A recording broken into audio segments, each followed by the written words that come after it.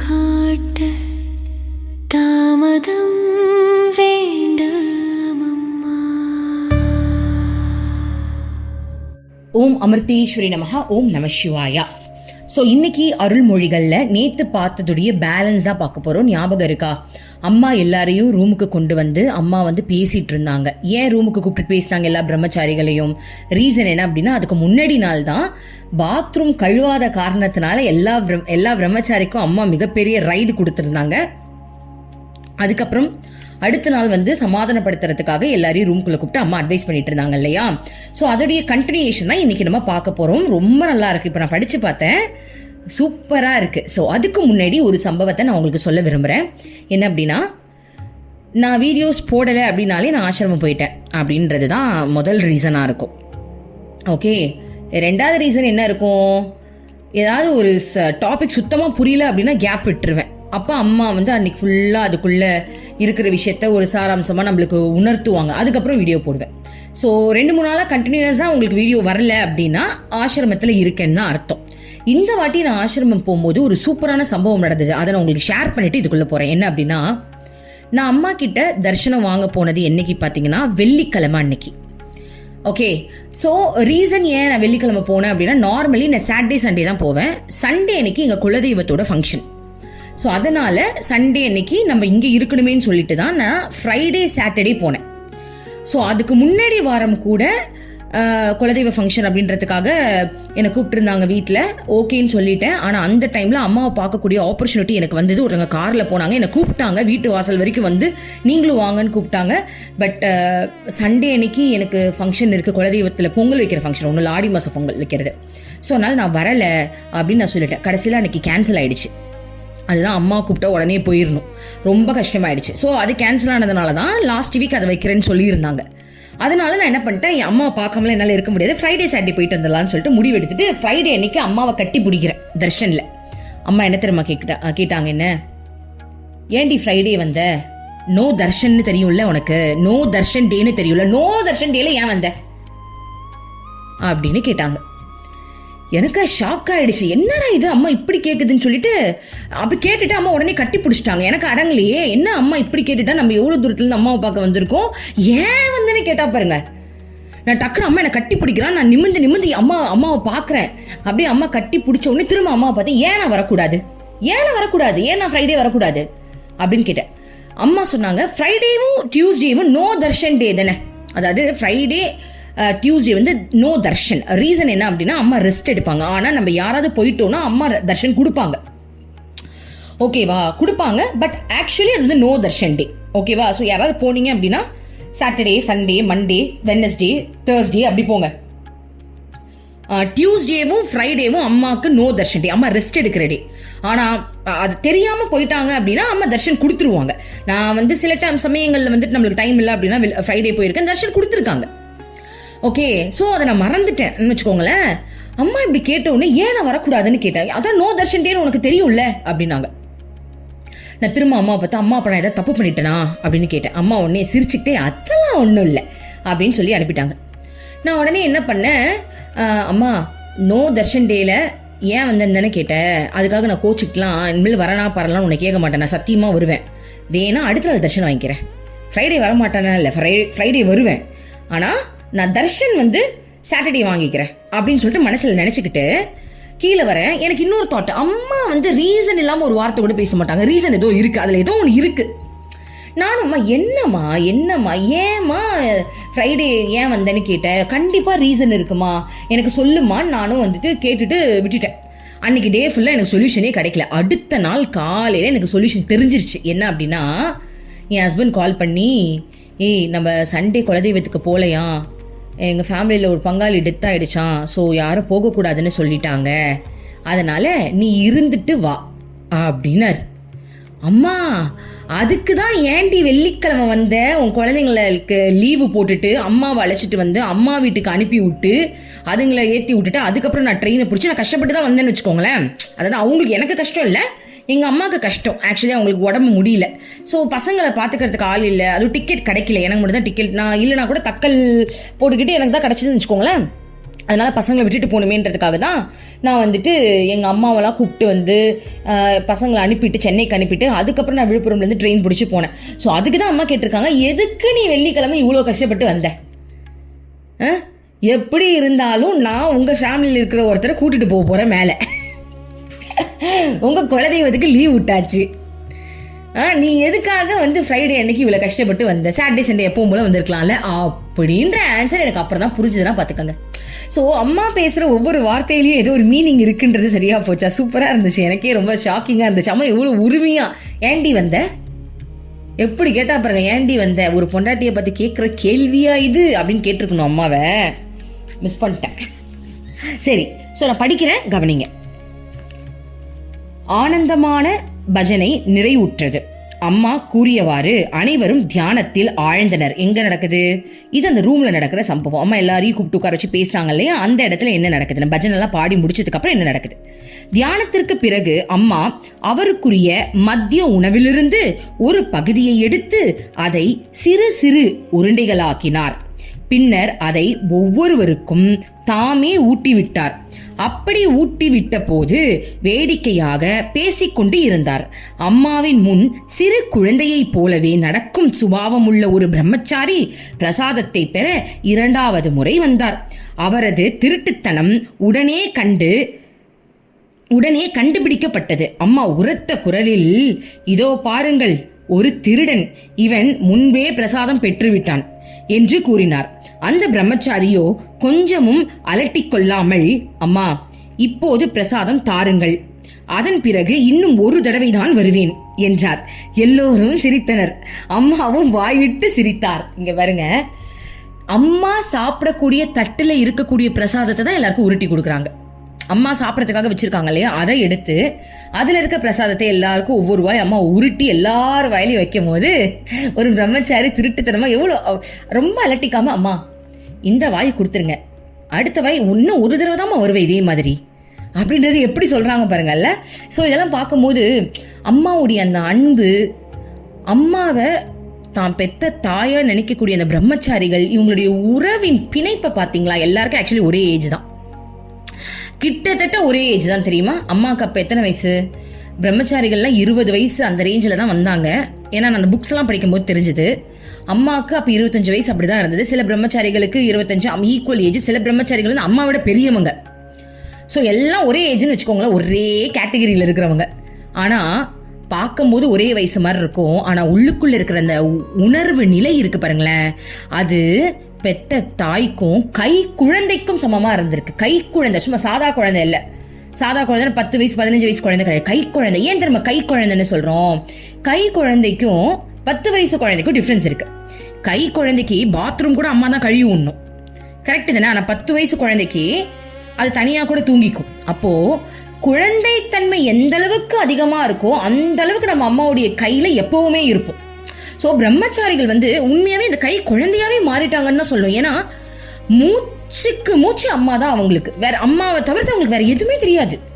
அம்மாவே உலகன்றதுனாலதான் குடும்பத்தை விட்டுட்டு, சொத்தை விட்டுட்டு, இது வரைக்கும் நான் சொகுத்தா வாழ்ந்த வாழ்க்கையை விட்டுட்டு, போன வேலையை விட்டுட்டு, அமெரிக்காவை விட்டுட்டு, ஆப்பிரிக்காவை விட்டுட்டு, எல்லாத்தையும் விட்டுட்டு நான் உன் கூட இந்த குடிசையில தான் தங்குவேன், சாப்பாடுக்கே பிச்சை எடுத்தாலும் சரி நான் உன் கூட தான் இருப்பேன்னு வராங்க. அப்படின்னா அம்மா மேல எந்த அளவுக்கு அவங்களுக்கு பாசம் வந்திருக்கும், எந்த அளவுக்கு தாய்மை உணர்வு அம்மா மேல இருந்திருக்கும் யோசிச்சு பாருங்க. உண்மையாவே ஒரு குழந்தை தாய் ஒரு பிள்ளை மட்டும்தான் தாய் எங்க போனாலும் கூட வரும்னு சொல்லும், கரெக்ட் தானே? அம்மா உன் கூட இருந்தா போதுமா, அதை நீ எங்க போனாலும் சரி. ஆமாவா இல்லையா? இப்ப எக்ஸாம்பிள், அன்னைக்கு நான் ட்ரெயின்ல ரிட்டர்ன் வந்துட்டு இருந்தேன், செம்ம கூட்டம், நான் உட்காந்துட்டேன். ஒரு குழந்தை அவங்க அம்மா கூட்டத்துல ஏறிட்டாங்க, செம்ம கூட்டம். அப்ப நான் என்ன பண்றேன், அந்த அம்மாவுக்கு நிக்க இடமே இல்லை. நான் என்ன பண்ணேன், அந்த குழந்தைய என்கிட்ட கொடுக்குறீங்களான்னு நான் கேட்டேன். அப்போ அந்த குழந்தை பாருங்க, கூட்டத்துல நின்னாலும் சரி, பாத்ரூம் கதவு பக்கத்துல நின்னாலும் சரி, ஏன் அம்மாவை விட்டு நான் வரமாட்டேன்னு அம்மா கிட்டேயே உட்காந்துட்டு இருக்கு. அம்மா தான் என்னை தூக்கி வச்சிருக்கணும் இருக்கு.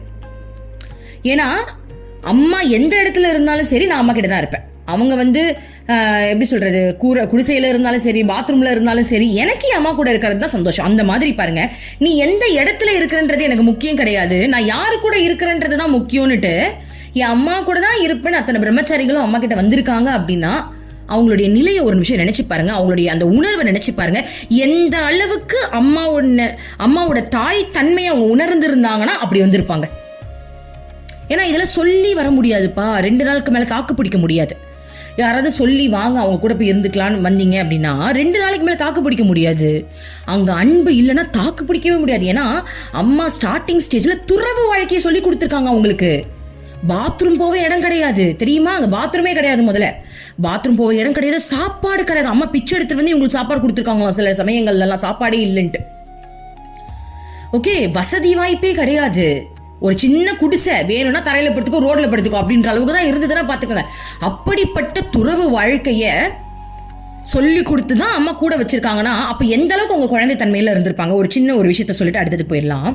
ஒரு சுவாமிஜி, இப்ப சுவாமிஜி அப்ப வந்து பிரம்மச்சாரி இல்லையா, அந்த பிரம்மச்சாரி என்ன பண்ணிருக்காரு, மனசுல நினைச்சாராம். ஒரு குடிசையில இருந்திருக்காரு, நல்ல மழையாம், அடுத்த நாள் குளிக்கணும். ஆனா ஜில்லுன்னு இருக்கிறதுனால மனசுல நினைச்சாரா, நம்ம தெரியாதனமா இங்க வந்து மாட்டிக்கிட்டோம் போலயே இந்த அம்மா கிட்ட, என்னமோ அம்மாவை பிடிச்சிருச்சுன்னு வந்துட்டோமே, ஆனா நம்மளால தாக்கு பிடிக்க முடியலையே, இந்த குளிர்ல வேற குளிர்ந்து இந்த அம்மா லலிதா சாசனம் படின்னு சொல்லுது, ஒரு சுட தண்ணி கிடையாது, ஒன்னும் கிடையாது, என்னத்த பண்றது, வந்து மாட்டிக்கிட்டேன்னு நினைச்சுக்கிட்டே இருக்கும்போது கதவு சத்தம் கேட்டுச்சான். திறந்து பார்த்தா அம்மாவா. எந்த மோனே, அம்மா உனக்காக சுட தண்ணி எடுத்துட்டு வந்திருக்கேன்னு சுட தண்ணியை எடுத்து வாளி எடுத்துட்டு தொப்புன்னு வச்சாங்களாம். அவருக்கு ஷாக் ஆயிடுச்சான். அம்மாவை திட்டுனியா, அம்மா வந்து என்னது அலட்சியப்படுத்துறேன்னு நினைக்கிறியா அப்படின்ற மாதிரி அம்மா ஏதோ கேட்டிருக்காங்க போல. அவருக்கு அப்படியே உண்மை ஷாக் ஆயிடுச்சு. அப்பதான் தெரிஞ்சதான், ஐயோ நம்ம நினைக்கிற எல்லாமே இந்த அம்மாவுக்கு தெரியுதுடான்னு நினைச்சாராம். இது ஒண்ணு. இன்னொரு சம்பவம் பாருங்க, இது இருக்கிறதுலே காமெடி, நிறைய பேருக்கு தெரிஞ்சிருக்கும், ஆல்ரெடி அருள்மொழிகளை தான் படிச்சிருப்போம். அதாவது ஒரு பிரம்மச்சாரி என்ன பண்ணிருக்காரு, வெள்ளை கலர் சட்டை, அப்பெல்லாம் வெள்ளை வேட்டி வெள்ளை சட்டை தான் இல்லையா அவங்களுக்கு. அப்போ என்ன பண்ணிருக்காரு, அம்மா எல்லாரும் சொல்லியிருக்காங்க போல் இருக்கு, உஜாலாவை லைட்டா போட்டு அதுல முக்குனேன் அப்படின்னா அந்த வெள்ளை கலர் கொஞ்சம் வேற மாதிரி தெரியும், நல்லா இருக்கும்ன்ற மாதிரி சொல்லியிருக்காங்க. இந்த பழுப்பு நிறம் இருக்காது, நல்லா இருக்கும்ட்டு. இவர் என்ன பண்ணிருக்கா, அம்மா பாருங்க, அம்மா ஆக்சுவலி வந்து அவங்களோட ரூம்ல இருக்காங்க. இவர் வந்து ஓரமா ஒரு மூலையில வந்து தண்ணி ஒரு வாளியில புடிச்சிட்டு ஒரு நீல டப்பாவை எடுத்து ஊத்தி இருக்காரு. எவ்வளவு பெருசு இருக்கு ஒரு உஜாலா டப்பா, அந்த அவ்வளோ இதை வந்து அந்த தண்ணியில ஊத்திட்டு அவருடைய சட்டை எடுத்து உள்ள முக்கலான்னு போகும்போது அம்மாக்கு தான் எல்லாமே தெரியுமே. அம்மா ஓடி வந்தாங்களா, டே டே டே டே நிறுத்துறான்னு. அவரு பயந்து அலறி இருக்கிற, ஐயோ என்னடா அம்மா இப்படி ஓடி வராங்கன்ட்டு. என்னடா பண்ற அப்படின்னு, அம்மா துணி துவைச்சுக்கிட்டு இருக்கம்மா, அது துணி அலச போறேன்ட்டு. அப்பதான் அம்மா சொன்னாங்களாம். அப்புறம் என்ன பண்ணாங்களா, அந்த தண்ணியை வந்து ஓரமா வச்சுட்டு இன்னொரு பக்கெட்ல தண்ணி எடுத்து ஒரு சொட்டு உஜாலா தாண்டா இதுக்கு போகணும்னு சொல்லி அதுக்கப்புறம் அதை நினைச்சு இப்படிதான் காயப்படணும்னு சொல்லி கொடுத்துருக்காங்க. இதை மட்டும் நீ போட்டிருந்தேன்னு வச்சுக்கோ, நீல சட்டையா மாறி இருக்கும். அது வெள்ளை சட்டை இல்ல, நீல சட்டை. சோ அப்ப எந்த அளவுக்கு அவங்க அறியாமையில இருந்திருக்காங்க. ஏன்னா எதுவுமே தெரியாது அவங்களுக்கு, எதுவுமே தெரியாது. எவ்வளவு சொகுசா வளர்ந்துருப்பாங்க, அப்ப எவ்வளவு நல்லா சாப்பிட்டு இருப்பாங்க. ஆனா அந்த சாப்பாடு கூட எனக்கு வேண்டாம், அந்த சொகுசு வாழ்க்கை எனக்கு வேண்டாம், என் பெத்த அப்பா அம்மா அந்த உணர்வை விட எனக்கு இவங்க மேல உணர்வு, நீ இல்லைன்னா நான் செத்து போயிடுவேன்ற அளவுக்கு அவங்களுக்கு ஃபீல் வந்திருக்கு. அதனாலதான் அம்மா கிட்ட வந்திருக்காங்க. அந்த பிரம்மச்சாரிகளுடைய கதையெல்லாம் படிக்கும் போது தான் தெரியுது ஒவ்வொருத்தருடைய உணர்வு இருக்கு பாருங்க. கதறி கதறி ஒரு பிரம்மச்சாரி கதறி கதறி அழுதுருக்காராம். அழுது, அம்மா நீ இல்லைன்னா நான் செத்து போயிடுவேன், என்னால மூச்சு விட முடியலன்ற அளவுக்கு அழுதுருக்காரு. அம்மா வந்து ஏத்துக்கிட்டாங்க. சோ சும்மாலாம் வந்து சேரல யாரோ, அப்படி ஒரு உணர்வு நிலை. அப்ப அப்படிப்பட்ட நிலையில இருக்கக்கூடிய அவங்களுடைய பந்த பிணைப்பை பாருங்க. இப்ப இத வச்சுக்கிட்டே இந்த நடந்த சம்பவத்தை பாருங்க. அம்மா வந்து ஒரு வாய் சாப்பாடு ஊட்டி விடுறாங்க அப்படின்னா அங்க அது சும்மா நடக்கல, உண்மையான அந்த கருணை, அந்த பாசம், நேசம் எல்லாமே அங்க இருந்திருக்கு. ஓகே, அடுத்தது படிக்கிறேன். கடைசியாக பிரசாதம் பெற காயத்ரி வந்தார். அம்மா ஒரு சாத உருண்டையை எடுத்து ஊட்டிவிட சென்றார். காயத்ரி வாயை திறந்தார். ஆனால் அம்மா சாதத்தை ஊட்டிவிடாமல் தமது கையை விலக்கிக் கொண்டார். மீண்டும் அங்கு சிரிப்பலை எழுந்தது. காயத்ரியின் முகம் சிவந்தது. அம்மா, இல்லை மகளே, இதோ பிரசாதம், பெற்றுக்கொள் என்றபடி மீண்டும் தமது கையை காயத்ரியின் வாயருகில் கொண்டு வந்தார். காயத்ரியும் வாயை திறந்தார். அம்மாவின் கை காயத்ரியின் உதட்டில் பட்டுவிட்டு மீண்டும் விலகியது. ஆனால் காயத்ரிக்கு பிரசாதம் கிடைக்கவில்லை. அனைவரும் மீண்டும் சிரித்தனர். உணர்ச்சி பெருக்கால் காயத்ரியின் முகம் நன்கு சிவந்து விட்டது. அம்மா குறும்பு பார்வையுடன் லாவகமாக சாத உருண்டையை காயத்ரியின் வாயில் எறிந்தார். பின்னர் அப்போது காயத்ரியை அணைத்துக் கொண்டு அவரது 2 கன்னங்களிலும் முத்தமிட்டார். பாருங்க, ஸோ செகண்ட் டைமும் அம்மா வந்து உதட்ட மட்டும் தொட்டுட்டு கையை எடுத்துட்டாங்க. எடுத்துட்டு அம்மா பாருங்க, அவங்க வாயை திறந்துட்டு இருக்கிறத பார்த்துட்டு கேட்ச் அப்படியே தூக்கி ஒரு உருண்டையை உருட்டி எரிஞ்சிருக்காங்க. அவங்க வாய்க்குள்ள போயிடுச்சு. ஏன்னா அம்மா கடவுளாச்சு, அம்மாவுக்கா தெரியாது. ஸோ அவங்க வாயில இப்ப போயிடுச்சா. அதுக்கப்புறம் காயத்ரிய 2 கன்னத்திலையும் அம்மா வந்து கட்டி அணைச்சு முத்தம் கொடுத்திருக்காங்க. அக்காட்சி அனைவரது நெஞ்சையும் நெகிழ வைத்தது. வார்த்தைகளுக்கு எட்டாத அன்பும் கருணையும் அம்மாவின் முகத்தில் தெரிந்தது. அம்மாவிடம் இருந்து பெருகி வந்த தாய்மை பேருணர்வை உணர்ந்த சில பிரம்மச்சாரிகளால் கண்ணீரை கட்டுப்படுத்த முடியவில்லை. பாருங்க, சோ நேத்து திட்டின திட்டுக்கு அம்மா இன்னைக்கு எப்படி கொஞ்சிட்டா பாத்தீங்களா? எல்லாருக்கும் வாயில ஒரு உருண்டை. ஆக்சுவலி அம்மா கையால பிரசாதம் வருது அப்படின்னா அது வெறும் சாதம் மட்டும் கிடையாது, அதுல ஞானமும் சேர்ந்துதான் அது கிடைக்கும். ஏன்னா எனக்கு நல்லா புரிஞ்சிருச்சு, எப்பெல்லாம் அம்மா நம்மளை கட்டி பிடிச்சி நம்மளுக்கு ஏதாவது பிரசாதம், வாழைப்பழமோ ஆப்பிளோ சில விபூதியோ சில பிரசாதம் தராங்க இல்லையா, அது ஆக்சுவலி நம்ம முழுசா சாப்பிடணும். ஏன்னா அதில் அம்மா சங்கல்பம் வச்சிருக்காங்கன்றது எனக்கு நல்லாவே தெரிஞ்சிருச்சு. யாரு எதுக்கு வராங்களோ அதுக்கேற்ற மாதிரி அவங்களுக்கு என்ன தேவையோ அம்மா அதை கொடுக்குறாங்க. அப்போ இவங்க சாப்பாடு உருட்டி அம்மா வாயில கொடுத்தாங்கன்னும் போது எனக்கு என்ன ஃபீல் ஆச்சு அப்படின்னா, நேத்து அவங்க வந்து ஸ்ரத்தை இல்லாம இந்த பாத்ரூம் சோம்பேறித்தனத்தால பாத்ரூம் கழுவாம விட்டாங்களா, அதுக்குதான் அம்மா போய் கழுவி எல்லாரையும் திட்டிட்டு சமாதி நிலைக்கு போனாங்க இல்லையா. அப்போ இன்னைக்கு இந்த வாயில அந்த அரிசி சாப்பாடை கொடுக்கும் போது அம்மா என்ன திங்க் பண்ணிருப்பாங்க அப்படின்னா, நான் நினைக்கிறேன் இந்த சோம்பேறித்தனம் இனிமேலுக்கு இவங்களுக்கு இருக்கவே கூடாதுன்னு அந்த விழிப்புணர்வை அதிகப்படுத்திருப்பாங்களோன்னு எனக்கு தோணுது. ஏன்னா அம்மா வெறும் பிரசாதம் மட்டும் கொடுக்க மாட்டாங்க, கண்டிப்பா சங்கல்பம் வச்சிருப்பாங்க. அப்ப இனி இந்த விஷயம் என் குழந்தைங்க பண்ணக்கூடாது, என் குழந்தைங்க இன்னும் ஸ்ரத்தையா இருக்கணும்ன்ற அந்த விழிப்புணர்வை, அந்த ஆர்வத்தை அம்மா தூண்டிருப்பாங்களோ அப்படின்னு எனக்கு தோணுது. ஏன்னா அம்மா கூட இருக்க பிரம்மச்சாரிகள்லாம் உண்மையா சொல்றேன், எப்பா அப்படியே அம்மா வேற லெவல்ல வளர்த்துருக்கா தெரியுமா அவங்களெல்லாம். அவங்களுக்குலாம் வந்துட்டு 2 ட்ரெஸ்ஸுக்கு மேலே ட்ரெஸ்ஸே கிடையாது. அவங்க ரூம்ல வந்து எக்ஸ்ட்ரா ஒரு பொருள் கிடையாது. சாப்பிட தட்டு, குடிக்க டம்ளர், அவ்வளோதான் முடிஞ்சிருச்சு. ஏன்னா சாப்பாடு அங்கே தானே போடுறாங்க. 2 செட்டு ட்ரெஸ்ஸு, படுக்கிறதுக்கு ஒரு பாய் இருக்கலாம், இல்லை ஒரு கட்டில் இருக்கலாம். இதை தாண்டி அவங்களுக்கு எக்ஸ்ட்ரா இந்த திங்ஸும் இருக்கக்கூடாது. இருந்தாலும் அது வந்து அதர்ம செயல் அப்படின்னு நமக்கே அம்மா சொல்லி அதர்ம செயல் செய்யாதீங்கன்ட்டு ஒன்று அளவுக்கு மீறி எக்ஸ்ட்ரா இருக்கிறதே அதர்ம செயல்ன்றாங்க. அப்போ அந்த அதர்ம செயலை பிரம்மச்சாரிகள் செய்யவே இல்லை. எப்படிப்பட்ட வாழ்க்கையில சூப்பர்ல அம்மா அப்படிதான் வளர்த்துருக்கா, அவங்க அப்படிதான் இருக்காங்க. எனக்கே ஷாக்கிங்கா இருக்கு சில பேர்லாம் பார்க்கும்போது. ஓகே, அடுத்தது பார்ப்போம். காயத்ரி அம்மாவுக்கு சேவை செய்து கொண்டது சதா அவருடன் இருப்பதால் காயத்ரி எல்லா வகையிலும் நிறை நிலையில் இருக்க வேண்டும் என்று அம்மா வலியுறுத்துவது உண்டு. அம்மா மகள் காயத்ரி எல்லோருக்கும் இன்னொரு அம்மாவாக இருக்க வேண்டும். எனவே அம்மா காயத்ரி செய்யும் அற்பமான பிழைகளையும் கூட கண்டிக்கின்றேன் என்று கூறுவது உண்டு. காயத்ரி மீது அம்மாவுக்கு இருக்கும் அன்பையும் கருணையையும் சொல்லில் வடிக்க முடியாது. ஆனால் அவை வெகு அபூர்வமாகவே வெளிப்படும். அவ்வாறு வெளிப்படும் போது அது காண்போர் உள்ளத்தை மகிழ்விக்கும். இது அது போன்றதொரு அபூர்வமான சம்பவமாகும். அதாவது என்னன்னா, காயத்ரி வந்து அம்மா கூடயே இருக்காங்க இல்லையா, ஸோ அவங்க இன்னும் எக்ஸ்ட்ரா நிறைய விஷயங்கள் தெரிஞ்சுக்கணும்னு அம்மா சொல்றாங்க. ஏன்னா அவங்க எப்போவுமே விழிப்புணர்வோடு இருக்கணுமா. ஏன்னா அம்மா எப்போ வேணாலும் எழுந்துப்பாங்க, எப்போ வேணாலும் உட்காருவாங்க, அப்பா எப்போ வேணாலும் தூங்குவாங்க, எப்போ வேணாலும் முழிப்பாங்க, எப்போ வேணாலும் சாப்பாடு கேட்பாங்க. ஸோ விழிப்புணர்வோடையே இருக்கணுமா. ஸோ அவங்க வந்து இன்னொரு அம்மாவாகவே மாறுற அளவுக்கு அவங்களுக்கு பயிற்சிகள் இருக்குமா. ஏதாவது மிஸ்டேக் பண்ணாங்க அப்படின்னா சின்ன மிஸ்டேக்கை கூட அம்மா வந்து சுட்டி காட்டி சொல்லுவாங்களாம். ஸோ காயத்ரி மேலே இருக்கக்கூடிய அன்பை வந்து எப்பயாவது தான் அம்மா வெளிக்காட்டுவாங்களே தவிர எப்போவுமே இல்லையா. அதனால தான் 2 முத்தம் கொடுத்தாங்க அப்படின்ற மாதிரி இதில் வருது. அம்மாவின் கரத்தால் பிரசாதம் பெறுவது அவரது குழந்தைகளுக்கு தெவிட்டாத விருந்தாகும். ஒரு காலத்தில் இந்த அன்பான நடைமுறை தினசரி நிகழ்ச்சியாக இருந்தது. ஆசிரமவாசிகளின் எண்ணிக்கை அதிகரிக்க அதிகரிக்க இது குறைந்து வந்தது. இது நிற்பதுக்கு ஒரு காரணமாக இருந்தது. பாருங்க, முதல்ல அம்மா தான் ஊட்டியே விடுவாங்க டெய்லி பேசிஸில். நிறைய பேர் சேர சேர அது பண்ணுறது இல்லையா. ஒரு ஆசிரமம் என்று வரையுறுத்த கூற முடியாது. ஆரம்ப காலத்தில் நீலு, காயத்ரி, உன்னி, பாலு ஆகியோர் மட்டுமே அம்மாவுடன் வாழ்ந்து வந்தனர். மற்றும் சில பிரம்மச்சாரிகள் ஆசிரமத்தில் நிரந்தரமாக தங்க முடியாத சூழ்நிலைகளில் படித்து கொண்டும் வேலை பார்த்து கொண்டும் இருந்தனர்.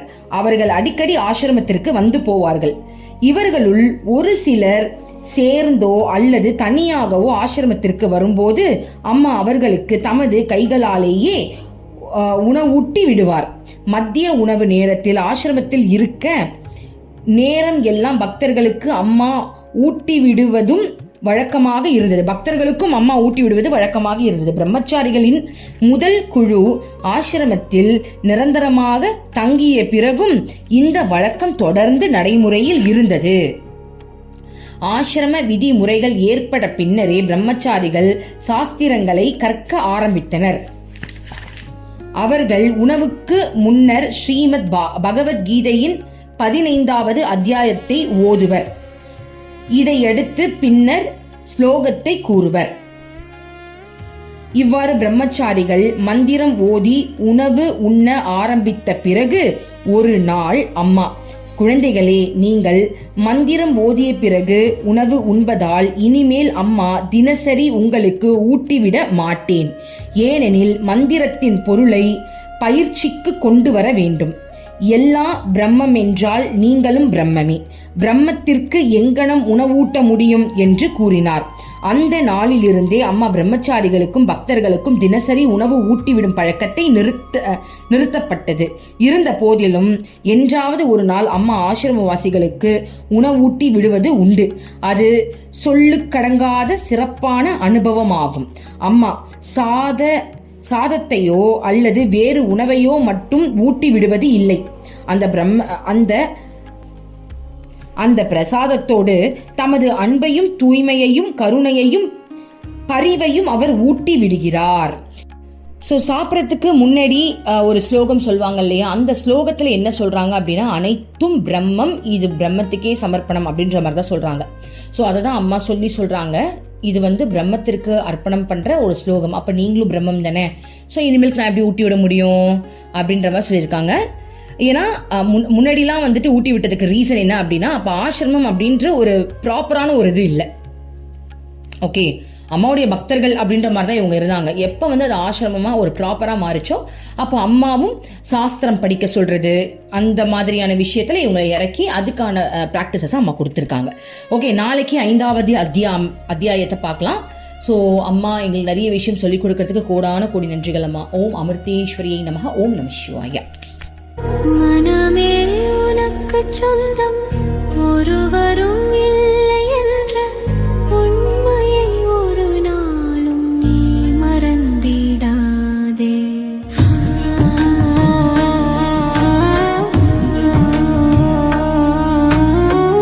அர்த்தமற்ற கர்மங்களை செய்து கொண்டே சம்சாரத்தில் பயனின்றி நீயும் வீணாய் அலைகின்றாயே. காயமது மாயமதனை சவம் என்று உணர்ந்து கொண்டு சத்தியத்தை அறிந்திட நாம் வழி தேடுவோம். நிலையில்லா உலகினை நிஜமென்று